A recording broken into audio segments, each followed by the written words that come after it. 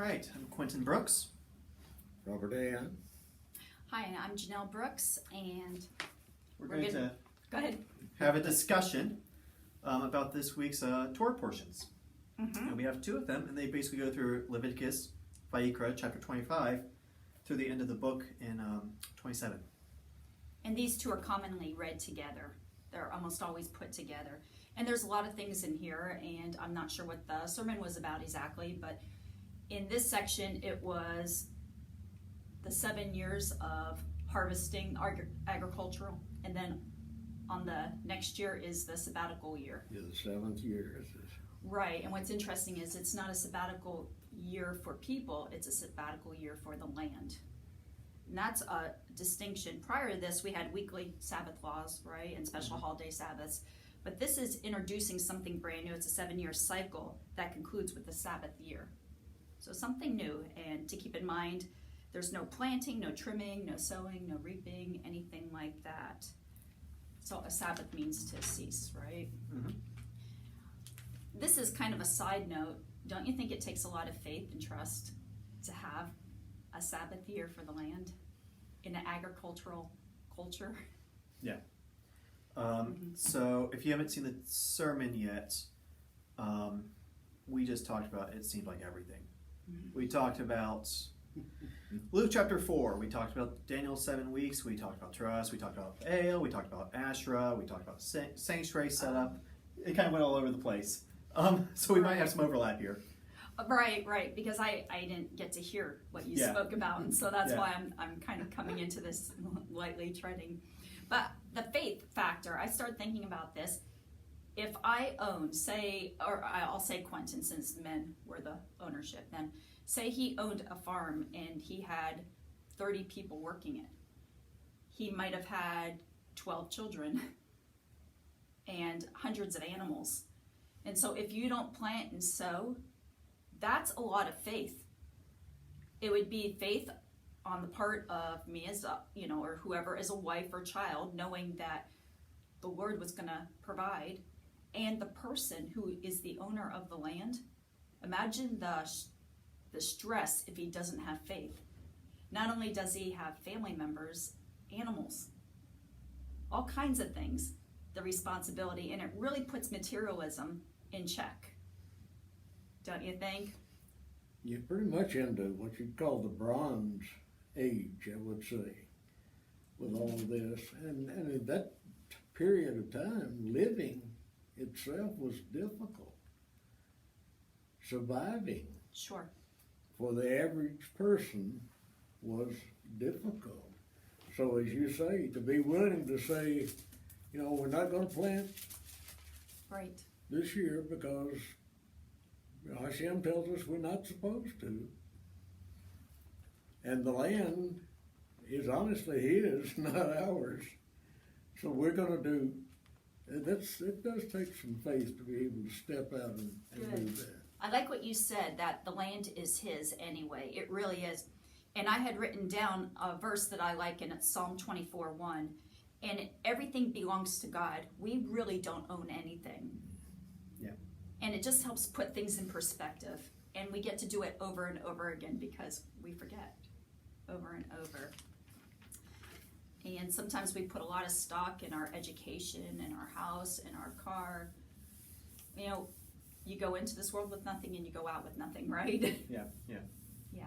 It lets us hold on to things kind of with our hands, with our fingers spread apart, very, very loosely.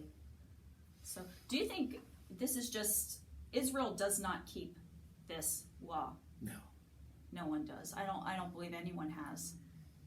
They actually basically rolled it out by Sanhedrin authority because they said when we observe it, it destroys the economy and we can't seem to do it correctly. So let's go ahead and just roll it out. And that's what basically happens, and it's going to be rolled out until the days of the Mashiach, when he's ruling, and then it can be implemented fairly. But the whole Torah is, the point of it is to preserve life, and they said, we're destroying life with this. So let's preserve life and economy as best we can. And when did this happen? Before the time of Yeshua. Okay. Because I looked, I don't see anywhere where anyone observes this. And I've also heard that it was never observed. And maybe it was for those reasons, but literally never. That's unfortunate because I have I have a notebook that I like to take notes in, and I put down will there ever be peace in the Middle East with question marks, and I said yes, according to Leviticus, turn back to the commandments of the Torah. That's my idea of peace in the Middle East. You want peace? Turn back to the Torah. There will be peace in the Middle East when the Prince of Peace arrives, when he comes back. Exactly. What I wanted to focus on is Leviticus 25:17.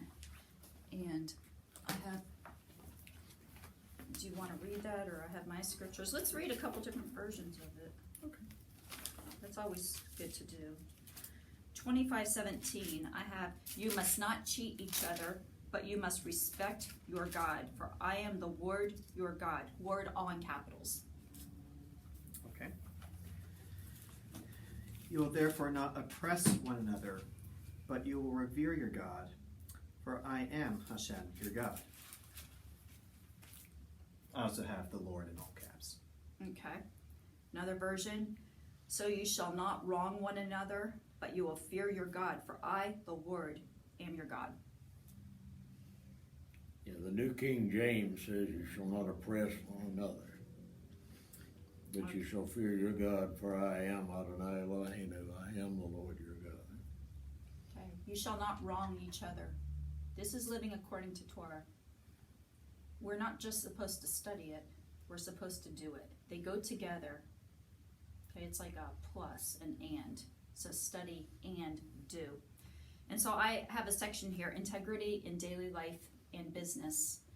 I have heard people say, well, this is how I live my life, but this is business savvy. Mm-hmm. And it's kind of what you're getting back to. They decided it wasn't good for the people and for the economy. These two things are supposed to be together.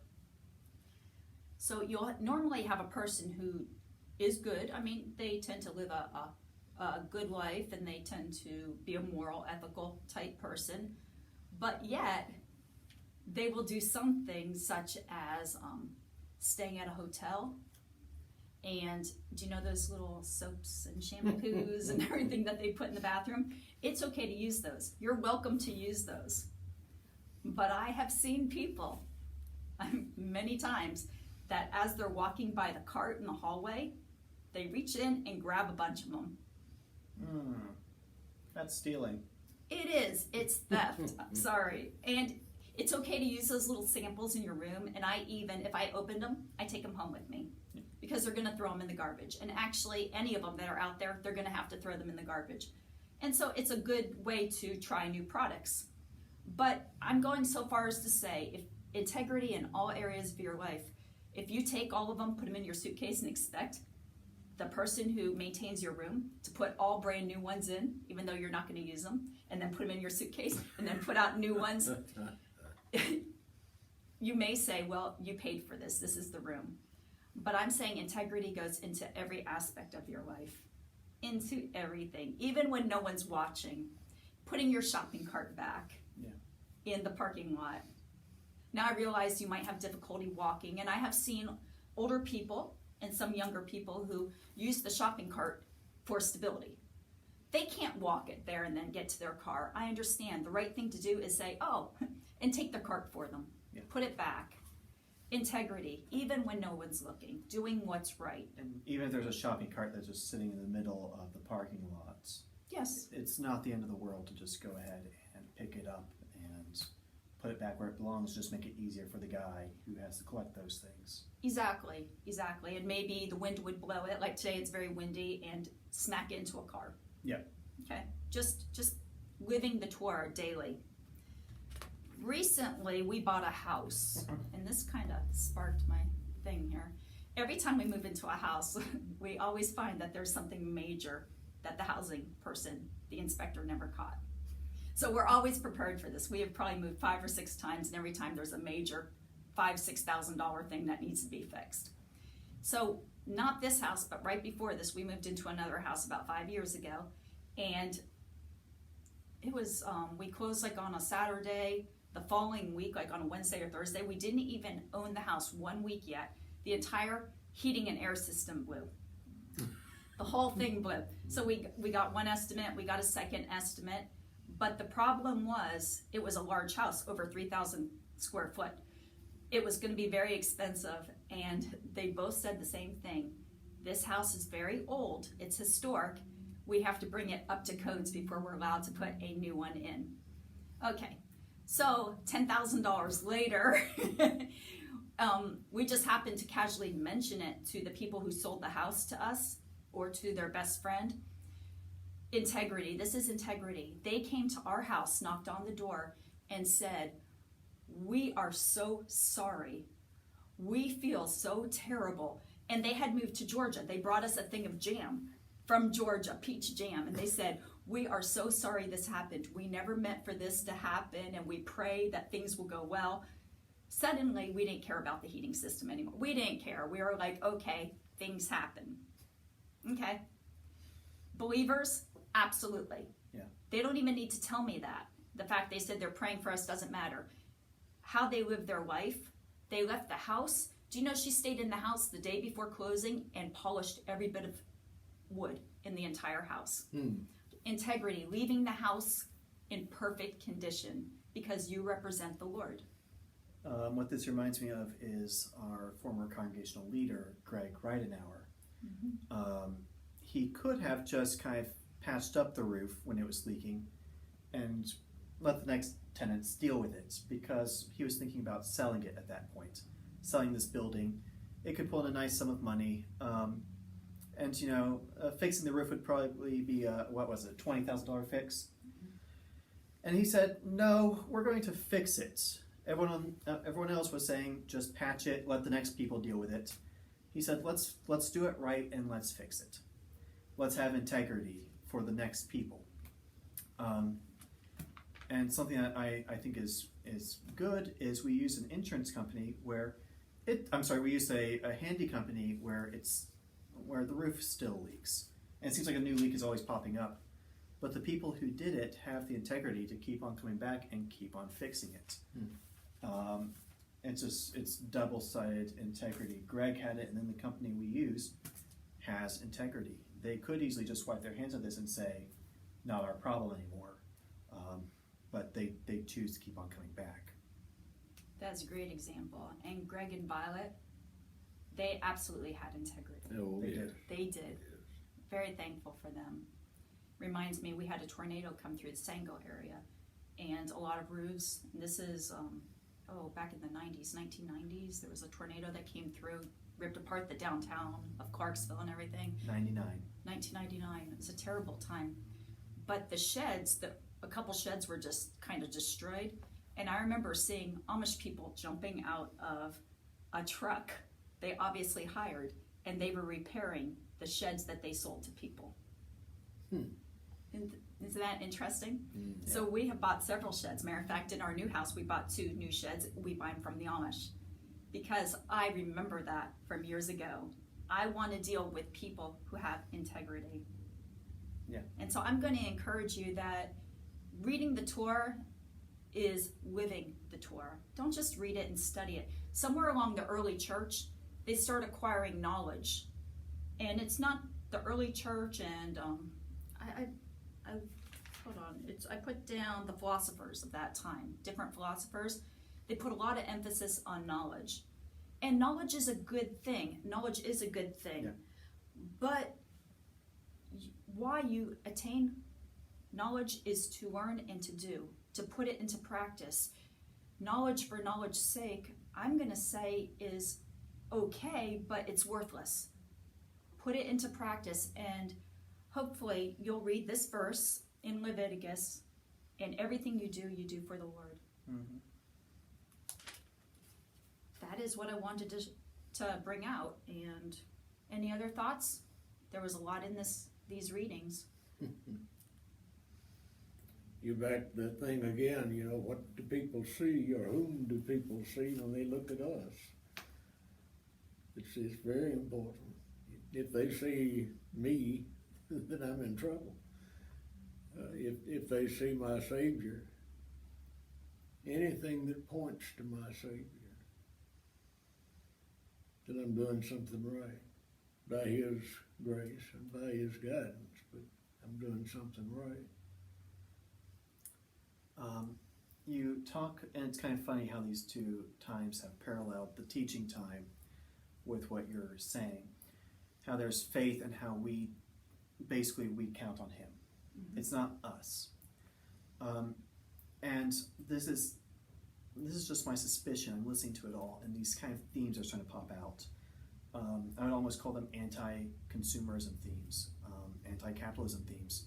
It's not pro-socialism or something like that, but it's the world system is not His system. And we're currently in the COVID-19 crisis.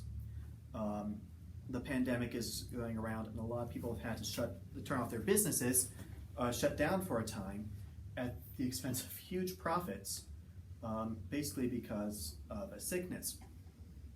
And maybe something I would encourage a lot of us for is, if you're losing a lot of money during this time because of the illness,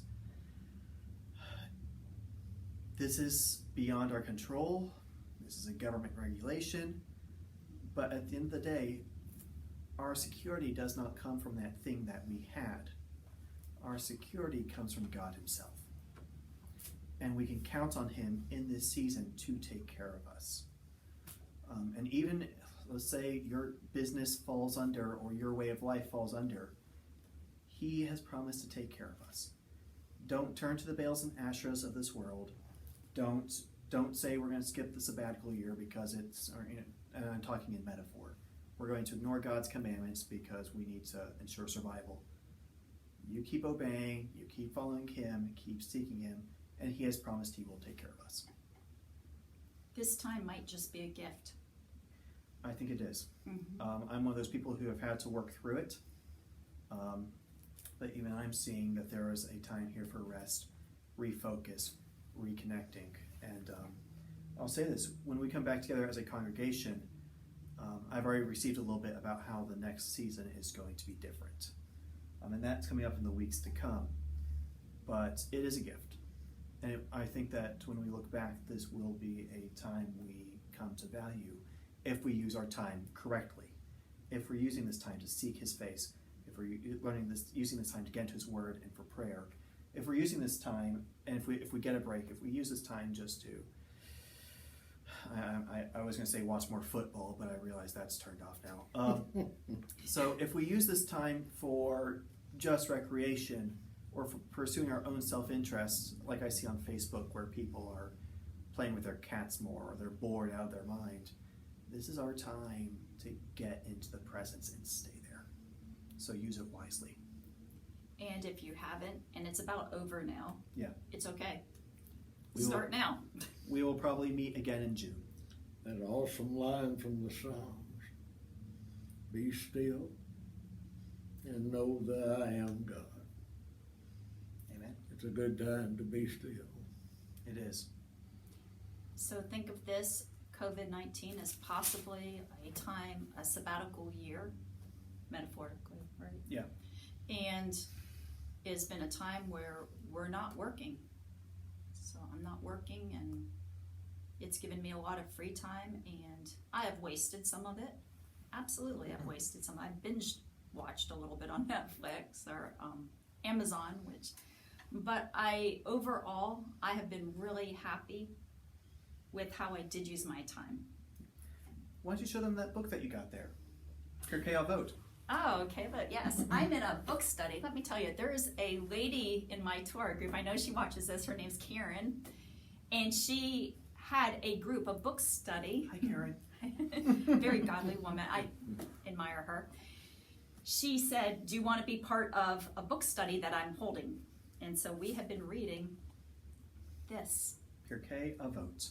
It starts during the counting of the Omer, and that would be the second day after during Passover. And we started reading this, and she poses questions every week, and we read through it and we answer them. And what that means, you might not know what this book is. It's the ethics of our fathers. Mm-hmm. And it's very simple, Very short, very simple to read, 6 chapters. The wisdom in this Is unreal. unreal. This is actually one of my favorite portions of Talmud. And it's just kind of like all the major creeds and ideas taught by their mentors and fathers, spiritual fathers. And it's just kind of got all the major, like, so-and-so says that the world is founded on 3 concepts. And it kind of leaves it at that, and then it's up to us to study it deeper and find out why. But this is a wonderful use of your time. I have been doing this. Studying Right. deeper into the words of the fathers. At Sinai, Moshe received the Torah and handed it over to Joshua, who handed it over to the elders, who handed it over to the prophets, who in turn handed it over to the great assembly. The latter said 3 things: be deliberate in judgment, raise up many disciples, and make a fence around the Torah. What does it mean to make a fence around the Torah? Yeshua did it pretty well. He did it extremely well. Well, that was a great concept, listening to what other ladies had to say about that. Mm-hmm. The chapter we're in right now, it's a whole section of numbers. Yeah. 7 things to distinguish a fool, and 7 things, all kinds of things, different types of learners. Have you gotten onto the number 10 yet? Yes, yes, we got onto the number That's of 10. one of my favorite parts. But the problem, I'll tell you what the problem with the study is, we're doing a chapter a week. It was too quick. Yeah. And so, like Torah, how you get the opportunity to keep going through it again and again, I feel as though this is my first time reading it. I got a very broad sense. Yeah. And I'm going to dive a little bit deeper next time. There are people who read Pirkei Avot every Shabbat. Yeah.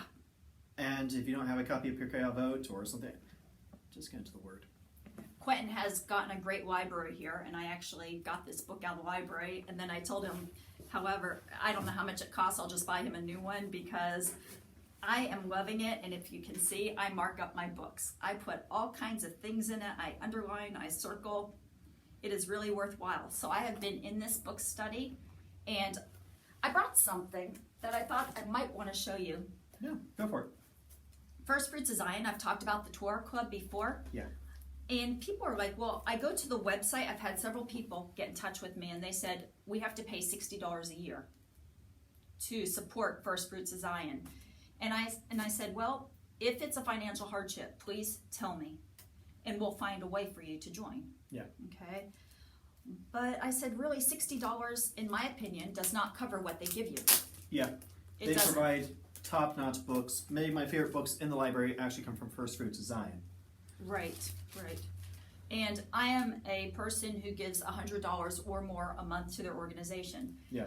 And I was telling Robert this earlier. They send me every month teachings. Yeah. I've been with them over a year. I have stacks of teaching, all these CDs that they sent me, and I've never yet listened to one. I just pile them up. Well, guess what I've been doing during this time? I've been listening to their teachings, and I've become more organized. Yeah. And I have found time in my day. Amazing. This is just one packet. They're mailed to me because I'm the leader of this group. And here's a student packet just to show you. You might say, I want to study Torah, but I don't even know where to begin. Well, look, okay, lesson 35, lesson 36, 37, all your books are here. Each book is 1 week. Yeah. And it tells you exactly what to do. It has lesson 1. It has a little section, lesson 1, and you read that. And then you answer 3 questions. Yeah. And then the next day, lesson 2. And I've done some studies like Kay Arthur and Beth Moore, and those are good studies. They take 2 hours of my day every day. They just take so much time. This does not take much time. You can do a surfacey thing of it and just kind of spend 10 minutes, 5 minutes a day doing it. Or you can really dive into it and spend 2 hours a day. Everything in between. And so when you do come to our group or to any group, I have questions as the leader, and I ask you more questions. Yeah. And they're discussions. And the rule of thumb is I want to talk 20% of the time. I want everyone else to do 80% of it. Yeah. And then we push a button, and it comes from Jerusalem. It comes a little teaching, 5 minutes, on something that we never ever anticipated. It's a different teaching. And First Fruits opened up the whole book of Leviticus during COVID for everyone for free worldwide. Thousands of people joined. And now they're asking those thousands of people to please join a group And if there isn't a group, start a group. This message is not sponsored by First Fruits of Zion. Oh, absolutely not. It sounds like one, but it's not. No, they don't even know who I am. And I get nothing in return. Yeah. Well, I do. I get great teaching in return, but yeah, they don't know who I am. But I would encourage the people who joined them during the month, the cycle of Leviticus, it's about to finish. Join a group, and if there isn't a group near you, start a group. That's what happened. I came across them, loved them, and there wasn't a group nearby. I would have had to drive about an hour and 15 minutes to Franklin, Tennessee to join a group. And I thought, that's not practical. And then I got a call from Toby, who is no longer with First Fruits. I think he is, but he's not. And he said, why don't you start a group? And I thought, I can't start a group because I just don't know enough. And then I realized I have to know nothing. I don't have to. They do the teaching. They send me the materials. I just have to facilitate it, right? Just find a space, open it up, offer tea and coffee, and that's about it. And we have these discussions. So I would encourage not just, you don't have to join our group. Join any group. Torah is not meant to be studied alone. It's meant to be studied with others. Get with somebody else. You'll get different opinions and different perspectives. Wonderful. Yes, that was not a paid advertisement. All right. Very Well, good. thank you. Thank you for having me. Watch how you use this time and use it to get into the Word. And if you haven't used it, that's okay. Start using it today. There were those who started, Yeshua tells a parable about how some people worked all day and others only worked an hour at the end of the day, but there was a reward for both of them, for all of them. And the reward was equal. And so the message, is even if you've wasted time, it's never too late to get started. It's one of my favorite parables. It's an interesting one. I love it because the person who just jumps in at the last minute gets the same reward. Or love that principle, grace. And that opens up a whole new teaching. So, Well, all right, Shavua Tov. Have a good week.